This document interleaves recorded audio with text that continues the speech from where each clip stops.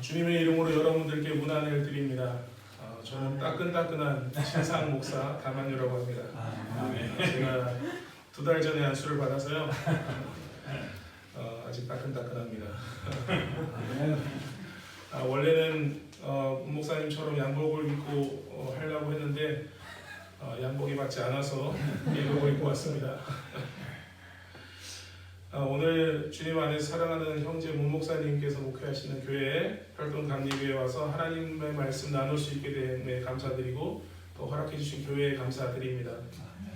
우리는 지금 대림절을 보내고 있습니다. 기독교 대한감리교회에서는 공식적으로 강림절이라는 용어를 사용하고 있는데 제가 익숙하지 않아서 또 이 교회는 대림절이라는 용어를 쓰고 있어서 그렇게 사용하겠습니다. 그러나 제가 속한 대한예수교 장로회 통합 측에서는 이 대림절이라는 용어를 공식적으로 사용하고 있습니다. 하지만 이제 신앙생활을 오래 하신 분들이면 강림절도 아니고 대림절도 아니고 다른 이름이 더 익숙하실 텐데 대강절이라는 이름을 보다 더 일찍 사용을 했던 것 같습니다. 그것은 예수님께서 오심을 기억하는 성탄절, 그리고 성탄절이 생기기 전에 예수님의 오심을 기억했던 주현절이라는, 예수님께서 나타나셨다고 말하고 있는 그 주현절이라는 것을 기억하는 그 준비하는 기간으로서 이제 대림절, 대강절이 이제 생겨났는데요. 대림절의 원어는 아드벤투스라고 하는데 도착했다라는 뜻입니다. 그래서 오셨다, 오신다, 오셨다, 이것이 이 대림절의 뜻인데, 그런 면에 있어서는 기독교 대한감리교회에서 사용하고 있는 강림절이라는 용어가 원어에는 사실 더 맞습니다. 하지만 예수님께서는 2000년 전에 오셨고 또 우리는 예수님께서 부활하시고 승천하신 다음에 다시 오마 하고 약속하신 예수님을 기다리고 있는 그런 상태입니다. 그래서 기다릴 때에 강림할 강자를 써서 대강절이라는 단어를 썼는데, 이 대강절이라는 이름이 너무 대강절을 대강대강 지키게 해서 그런지 어감이 좀 좋지 않습니다. 그래서 기다릴 때에 임할 임자를 써서 대림절이라는 용어를 사용하고 있습니다. 오늘 우리는 대림절의 두 번째 주일을 지키고 있습니다. 그리고 오늘 함께 나눌 복음서의 말씀은 세례자 요한의 외침입니다. 요한의 메시지는 간단합니다. 천국이 가까웠으니 회개해라. 그리고 그에 합당한 열매를 맺어라. 곧 오실 예수님은 이런 분이시다 라고 하는 내용입니다. 곧 오실 분이라는 것에 있어서 우리는 어렵지 않게 이 대림절의 메시지이자 초대교회로부터 이어온 인사의 말씀 마라나타라는 것을 기억나게 할 것입니다.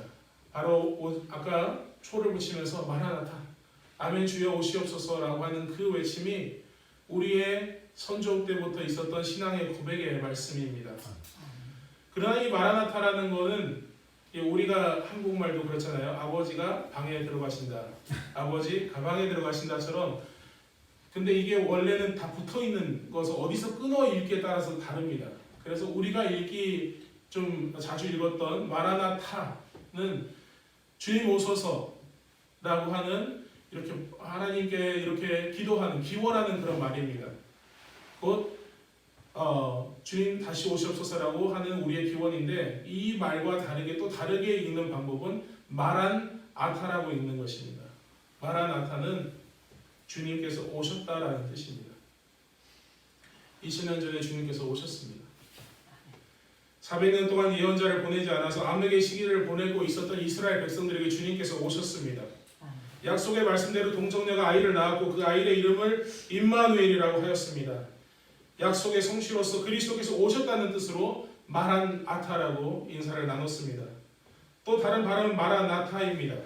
요한계시록 22장 20절에 아멘 주 예수여 오시옵소서 하고 말하는 그 단어가 바로 이 단어입니다. 주님께서는 또 다른 보혜사를 너에게 보내주겠다라고 약속하신 다음에 승천하셨습니다. 그리고 주님께서는 지금 오시겠다고 말씀하셨는데 아직 안 오셨습니다. 그리고 요한계시록 22장 20절 앞부분에 내가 진실로 속히 오리라 라고 말씀하신 것에 대한 요한의 반응인 아멘 주 예수여 어서 오시옵소서가 바로 이 대림절에 우리가 갖는 신앙입니다. 그리스도인은 이미 오신 그리스도와 장차 다시 오실 그리스도, 사이에 살고 있습니다. 조금 다른 표현으로 하면은 사실 주님은 다시 오실 분이지만 또한 지금 오고 계신 분입니다. 곧 우리에게 다가오실 것입니다. 그 안에서 세례자 요한은 그런 우리에게 한마디 말씀을 던집니다. 그것은 뭡니까? 회개하라, 천국이 가까이 왔느니라. 이런 말을 들으면 기분이 어떻습니까? 기분이 별로입니다. 기분이 나쁩니다. 특히 사람은 자기의 심기를 건드리는 말을 싫어합니다. 심지어 요한은 거짓골입니다. 낙타털옷을 입었답니다. 가죽으로 허리띠 띈 거 빼고는 저희랑 다른 게 없는 것 같습니다. 저희랑 같은 게 없는 것 같습니다. 먹는 거는 메뚜기와 석청이랍니다. 산 사람이고 야만인처럼 보이는 그 사람이 뭘 안다고 떠들겠습니까?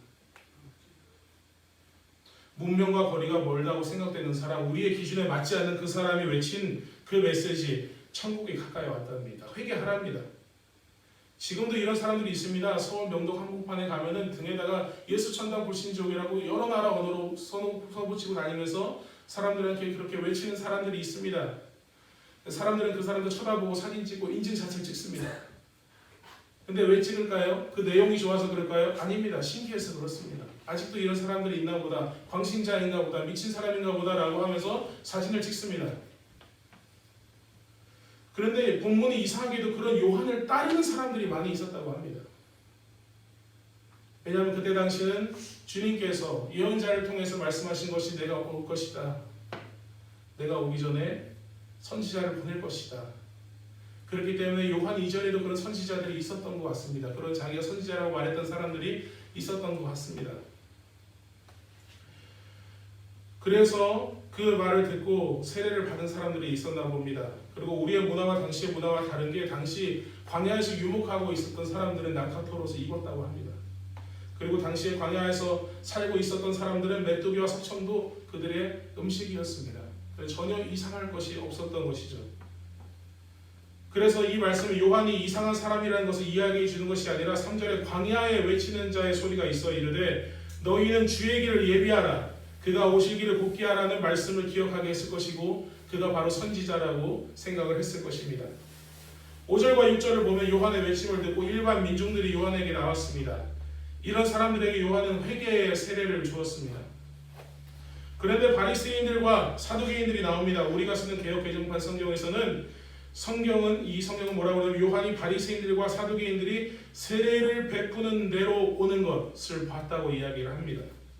그래서 좀 애매한데 세번역 성경이나 공동번역 성경 같은 걸 보면 요한이 바리새인들과 사두개인들이 세례를 받으러 오는 것을 보고 욕했다고 합니다. 그들은 단지 구경하러 온 것이 아닙니다. 그들은 요한이 베푸는 세례를 받으러 온 것입니다. 그런데 그런 광경을 보고 요한이 욕을 합니다. 독사의 자식들아 누가 너희들을 가르쳐 임박한 진노를 피하라 하였느냐? 의식주의자와 같은 바리새인들, 자유주의자와 같은 사두개인들을 보면서 근데 사실 그런 사람들이 회개하고 세례를 받으면 좋은 거 아닙니까? 그들이 회개하고 새로운 삶을 살면은 이스라엘이 좀 더 살만한 세상 되는 거 아닙니까?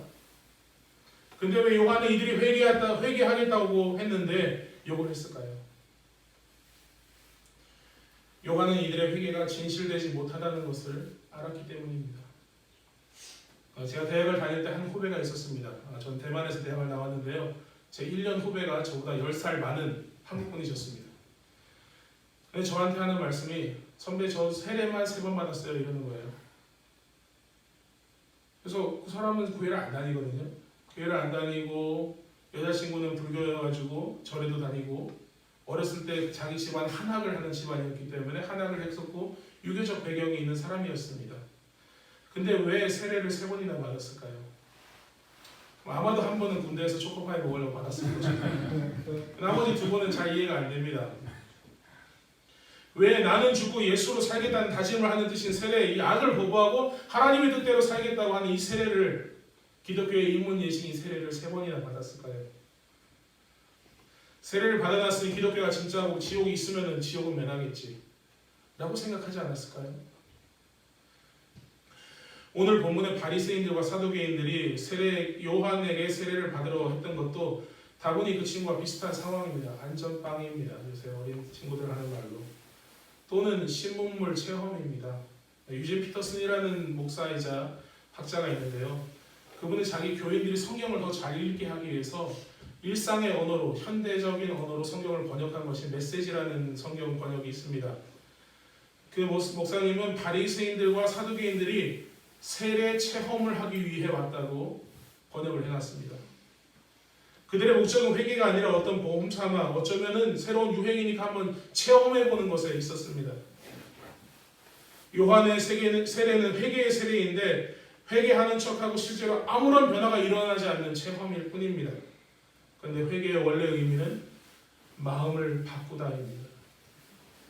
그래서 우리는 회심이라는 단어도 사용합니다. 마음을 바꾸면 행동이 바뀝니다. 악한 사람이 있는 사람이, 악한 마음이 있는 사람이 선한 마음으로 마음이 바뀌면 행동이 바뀝니다. 믿음이 생기면 믿음대로 행동합니다. 그래서 믿음은 행동이 증명한다고 말할 수 있는 것입니다. 그런데 요식행위를 한다면 회개는 아무런 소용도 없습니다. 그래서 요한은 그들에게 욕을 하면서 경고를 합니다. 9절과 10절에 속으로 아브라함이 우리 조상이라고 생각하지 말라.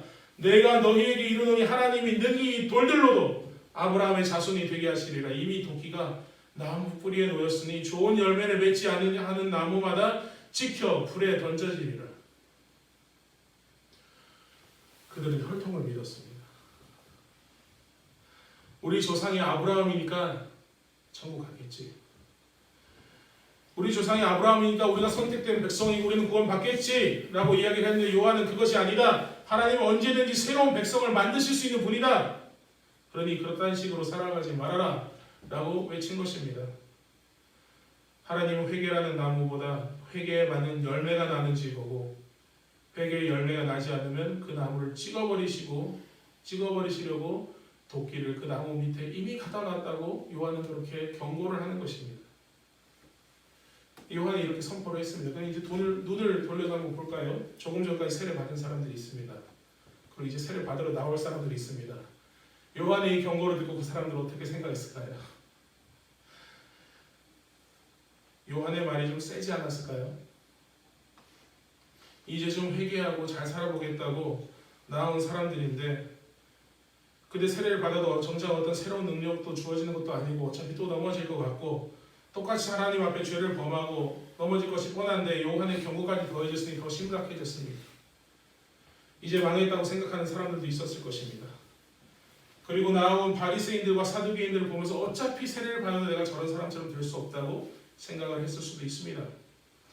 여전히 저 사람들은 종교 지도자로서 잘 살아갈 것이고 우리는 여전히 민중으로 살아갈 거야.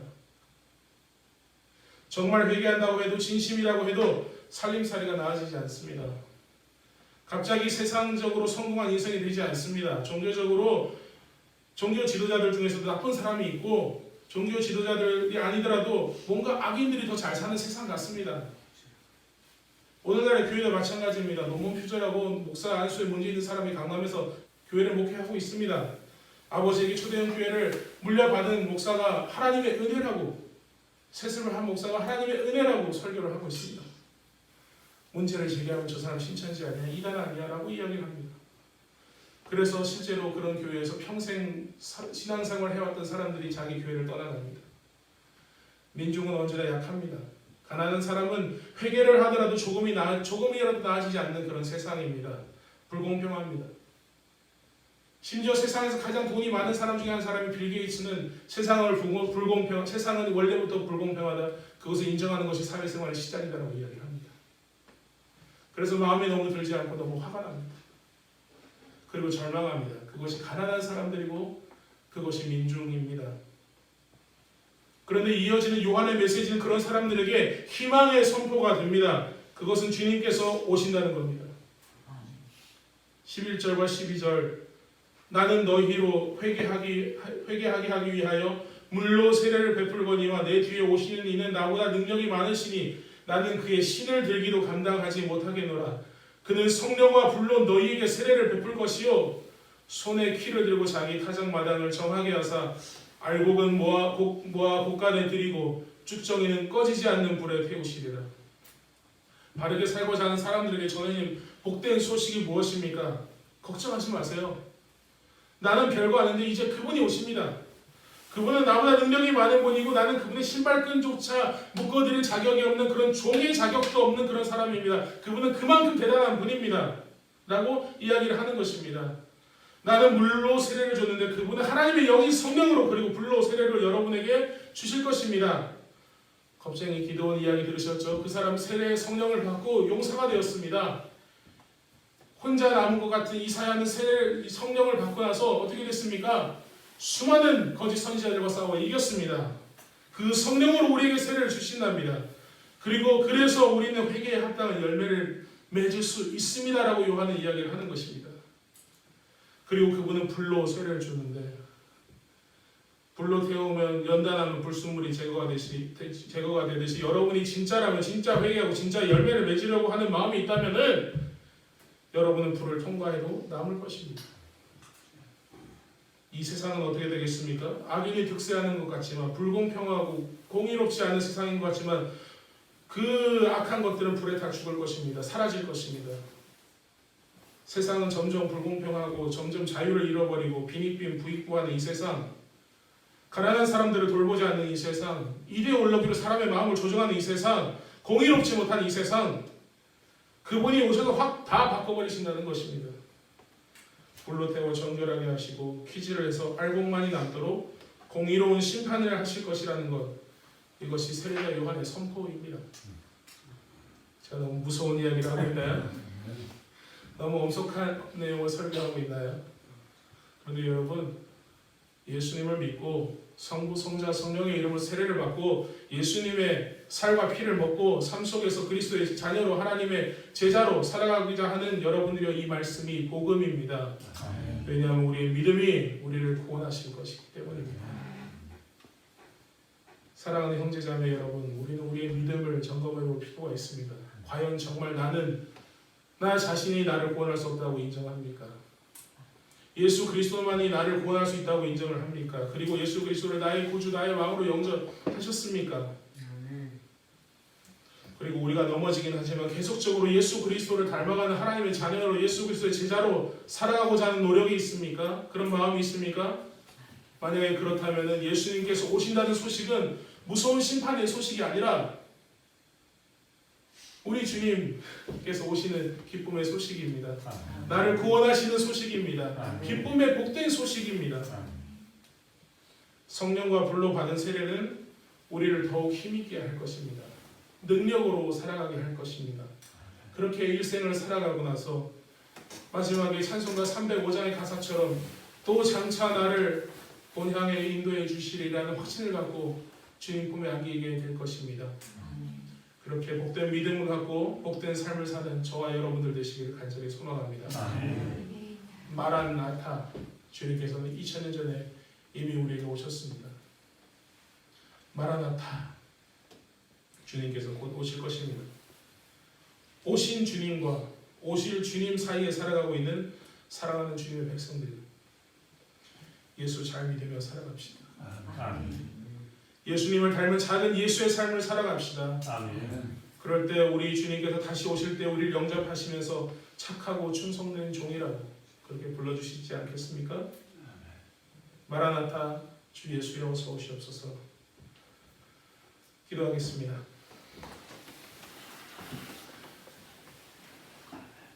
마라나타, 이미 우리 가운데 오신 주님, 우리가 이미 오신 주님께서 태어나신 성탄을 기다리며 소망으로 가득합니다.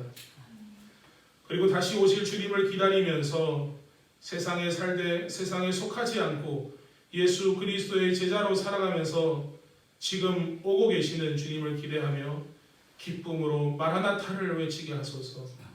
주 예수 그리스도를 통하여 기도드립니다.